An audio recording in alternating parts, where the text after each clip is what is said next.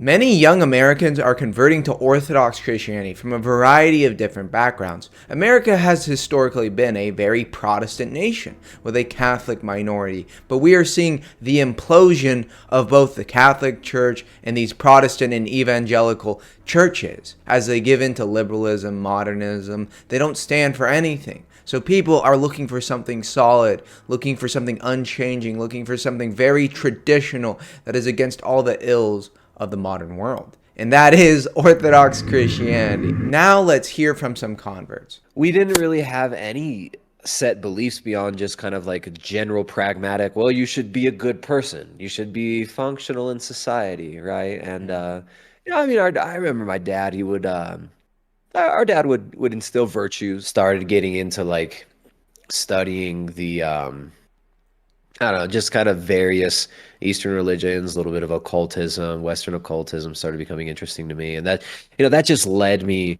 to dead ends, nothing but dead Yeah. ends. And Was raised atheist, my parents took me to like a Unitarian Universalist church for a couple years when I was young, Oh, wow. and that was it was very cringe. It was just like an atheist social club, like a church without church, and they had Yeah. a church. It used to be a Methodist church. There was a church building, they had a church school, and I hated that. I thought that's kind of what religion was for many years, and it Wow. was just it was very, very liberal. They would talk about like the sermon would be talking about like nature and like Buddhist stuff. They would talk about like feeling good and spirituality, like no substance though. So for me, it was just so like not serious. And Yeah. the word I would have used if I had known it at the time was like blasphemy or sacrilegious. It was Yeah. like Yes. they had a cross and it was in the corner of the room, nothing else, no other symbols, blank walls. It's like a concert. You go, you sit down.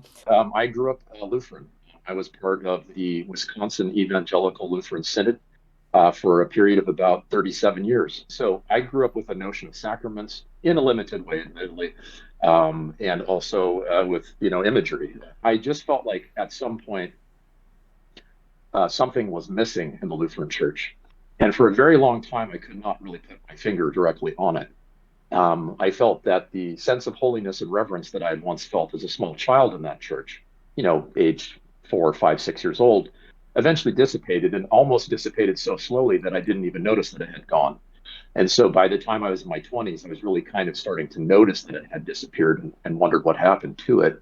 And that concerned me. Raised Catholic, and I did the whole kind of regular Catholic upbringing, but we weren't particularly religious, I guess. As far as we would go, Christmas, Easter usually, and then that was pretty much it. My family has that sort of American setup where, one parent is one Protestant denomination, the other parent's another Protestant denomination. Their parents sometimes kind of were different Protestant denominations. So it's like you're growing up, you go to Methodist church with grandma. Yeah. Dad occasionally still likes a Methodist church, but they found a Presbyterian church that kind of suits in the middle, and and that sort of stuff. But so Presbyterian is where we landed for. So I was raised in a secular household. I remember a couple times randomly we sporadically would pray, and we would do a prayer, but there was no actual talk about God or anything like that. It would be passing conversations. Just hit a wall when I was 21. I remember it was New Year's and I was going to go see a jam band with some friends and go do the same stuff that I'd been doing for years. And I just hit a wall and was in a bad relationship at the time and broke up with that person on New Year's. Oh gosh. Drove to their doorstep from Colorado and Michigan, called up my parents and went, I messed up. Like I need to come home.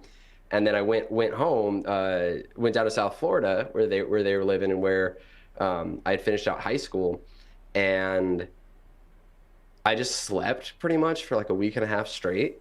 Oh my And gosh. the only thing that, I would like get up and kind of do stuff a little bit, but I was just really depressed. And one day I randomly picked up a Bible, this old leather Bible that I think was my grandma's, off the bookshelf, and started reading it. And it wasn't just an emotional thing, and I started like feeling better. Said I was an atheist. or probably the first 24 years of my life. I'm 27 now, so Mhm. most of my life I was atheist. I lived in a secular house, never prayed, never went to church. When I did, I hated it, and I was forced to go. So I never was involved in this kind of stuff until around like the 2018, 2019 time period where Trump kind of came in, like he kind of woke everybody up to the cultural and political Yeah, issues the of, lies, you know, media. yeah, like whether you love him or hate him, like him or not, he woke a lot of people up, Hmm. and it kind of just like made me a little bit more aware of what was going on, and I started to look into things that I previously didn't care about. I was just this blue-pilled, like, picture your typical cringe degenerate activities that most people that are in their 20s do. That's probably what I was doing. As I came around to some of those issues, even if it was just like vague libertarian ideology, that also came with the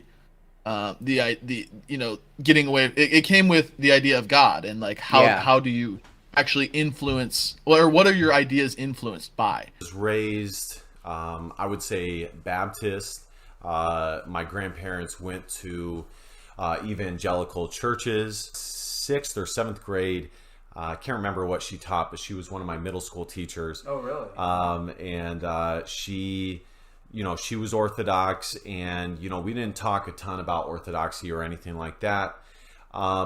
So that's the only person that I knew who was Orthodox. So I say that to illustrate that I just hadn't been exposed to it a It ton. was completely foreign. You really knew nothing about Exactly. Little things that were never answered from as early in my youth all the way over until I got into college, and things like, hey, why don't we ever really focus on the Holy Spirit? Why do we not talk about Trinitarian theology? Why don't we talk about who Christ was? How he functions? Why do we always talk about atonement, but we don't talk about the other things that seem to contradict our Calvinist idea of atonement? So I went from Baptist to Reformed. Yeah. And so when I was Baptist, I got into Calvinism at a Baptist Bible college. And then I got through Calvinism, I got into Bonson and Van Til. And that actually got me into being a Presbyterian. So I was a hardcore Reformed Calvinist Presbyterian for at least a few years. I mean, I got really into it. I mean, I took classes at Bonson Theological Seminary, was really grappling with this anxiety of trying to figure out whether Catholicism or Reformed theology was true. And so I kept going back and forth, and I was reading all these books. And the more that I read about Thomism and the more I read about the Church Fathers, the more I was leaning towards Rome. And at that time, I just didn't really know anything about Orthodoxy. That was like 2002. So, and like in 2002, there were very few Orthodox websites. So Orthodoxy wasn't anywhere on my radar. I just thought, well, it's between Rome and Reformed. Seminary, we had to do, it's called it was called medieval, patristic and medieval theology. That's what it was. And to give credit to that class, I mean, like we actually had, some full on, like we had to read Church Fathers. I remember reading Cyprian, and I was like, hey, he's talking about baptism and regeneration. He's talking about the Eucharist. He's talking about bishops, and the same questions with Augustine. And basically all of the Baptist and Presbyterian friends and elders that I looked up to couldn't answer those questions. Yeah. And I went to everyone I could think of. I went to all of the, I mean, I even went to like the bigger name dudes, like emailing Doug Wilson and people like that. Oh, wow. Yeah. Yeah. And I just felt like none of them ever had sufficient answers. Providentially, I think around that same time is when I started having Orthodox friends on Facebook. This is like 2006. And they started throwing ideas out that I'd never considered. And, like, well, have you actually read, Basil, Maximus? Have you read any of these guys? And I was like, no, not really. So, I had to confront the fact that I just assumed that everybody in the first 1,000 years was Roman Catholic, and I hadn't actually read the Eastern Fathers yet. So, yeah. Then I realized I guess I'm gonna have to start reading the Eastern Fathers now. So I remember opening up the Bible in the New Testament and like reading it with who's now my wife Jessica, and then like praying for the first time ever. It was like we were both crying because we I'm bringing her along on this whole thing that I'm going through. And I didn't even think to do research into where the Bible came from. Pretty sure Jay Dyer was one of the first really? people that I think Jay might have been one of the first people I heard talk about orthodoxy. And so I was like, oh, I got to look into this. I ended up getting a book from Father Seraphim Rose. I got his book Nihilism, and I got his book Orthodoxy and the Religion of the Future. And when I read Orthodoxy and the Religion of the Future, it just all made sense to me. For me, that was just, it was so perfect because a lot of the things that I had seen and experienced and come to understand were demonic, but didn't understand exactly why always. That book really, it all added up to me. And he talked about the problems with the Pentecostal movement and the charismatic. As soon as, when I started reading the scriptures, I'm just like, oh no, I'm like a Christian. So like, what am I going to do? Yeah. Now I have to be cringe, So it added up for me. So then from there, I started trying to understand a little bit more about the history and theology of the church, and everything that I read just was like pure water. It was just like absolutely yeah, pure and very. It just put things together for me. I took Russian language. I loved it. It was very interesting. And then I had to do a history class. I thought, you know what, let me do Russian history, man. Russian history seems really interesting. I loved it. I fell in love with it. And the story that really moved me the most was with Tsar Nicholas, and the way his whole family was murdered. I'm like, this is such a crazy story. It's the revolution is so crazy, and felt like a personal connection to him, and that's why I chose him as my patron saint, because he's the one that got me to go to church. I just fell in love with it, and I just thought, wow, man, this guy was an incredible, serious person. Went to an Orthodox church, and the first time I went, I didn't know what was happening. It was so crazy. I was like scared and nervous, but it just blew my mind. I mean, I felt it in my soul. I'm like, this is like Christianity. This is like a real religion, The incense and the choir was so beautiful, man. I like almost wanted to cry. I really was about to cry. It was incredible. I had never seen anything like this in my life. I expected it was all going to be like only people speaking Russian, and I'm like, cool, whatever. I just want to go, because I know that for a lot of people, that's kind of maybe a fear they have, is it's going to be too ethnic. I've never had that at any church I've been to. Greek, Serbian, I've never had, that's a myth. It's a myth that it's going to be like, they're going to be like, oh, you're like some American. I've never ever experienced that. People were more like that with me at the Catholic Church than at any, because I've been to several Orthodox churches, and I've never had, even the people, the old ladies there that don't even speak English would come up to me and like speak like, hello. And it's like, even they try to be, and I was just blown away. I've made so many amazing friends through the church and at these conferences that I've gone to, and like my parish is like my family. Yeah, he told us all to go check out the Greek Orthodox church that was up the street from where that church was, and he had developed a friendship with some of the priests up there. And when I went, I was just like wowed by the church and the icons and the myrrh and the incense. That's like, and really just like the reverence, reverence, the sort of positioning that people have. For my thesis in history, I decided to write about Constantine, the first emperor Constantine, the first emperor. And not the 17 others that are named after him, right? Afterward. But in that, I sort of got exposed more to early church writings, early church history. And around that time, I think that I was dealing with so much, the world had turned, and he just said, well, just come to Orthodox Bible study. I went, and there's a bunch of guys drinking beers and talking about Father Seraphim Rose and having interesting conversations. And and so I went back, and they said, well, come to liturgy next. And I went to liturgy, and I was like, oh my gosh, this is the best. Like, I've never, for me to be able to like make the sign of the cross and to prostrate. He just said something in passing. He said, well, what's how do you know you're like, what's your authority on, what's right and wrong? I was like, well, the Bible. And he goes, how do you know you're interpreting the Bible correct? And I go, you know what? I don't know. I have no standard. You're right. Like, there's supposed to be a church. And he goes, yeah, I think I've been looking it up, and I think it's the Orthodox Church. And then I looked it up and looked at some basic history, and then instantly just went, okay, this is it. Wow. Not that I was Orthodox in my mindset, not that I am now, but I am more so than I used to be.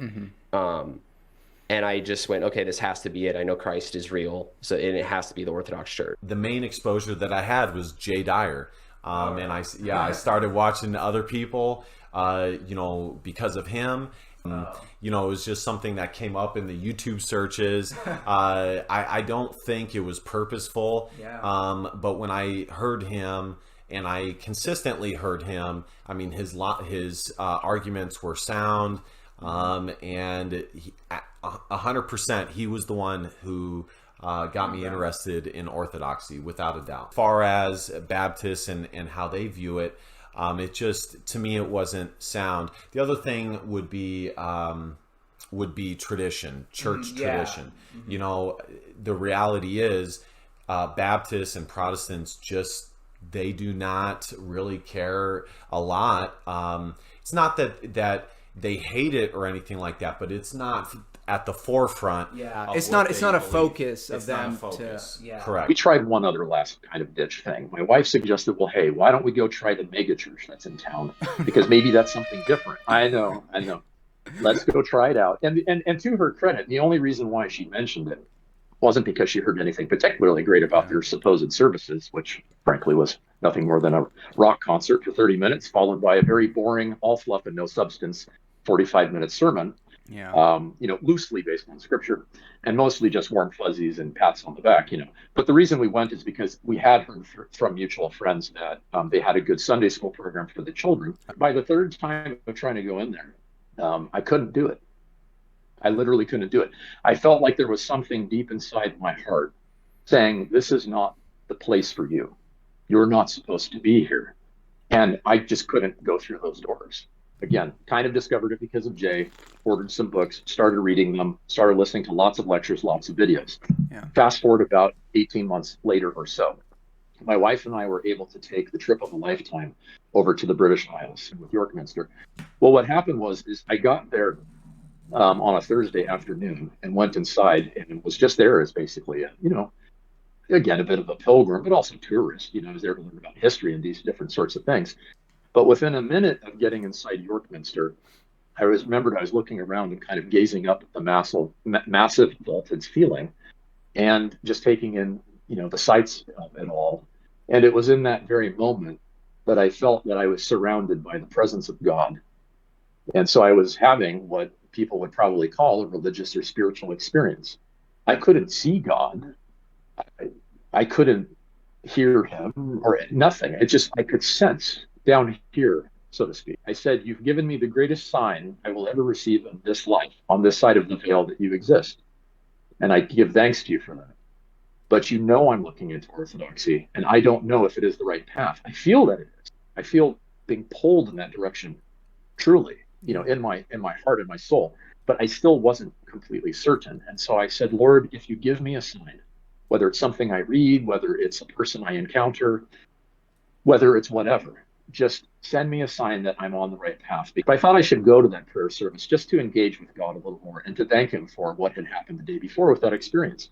Well, within a minute of sitting down in the choir section of Yorkminster, I happened to glance over to my side, and I saw 3 Orthodox monks dressed in monks' cowls right here and full cassocks come in, and they sat down in my row.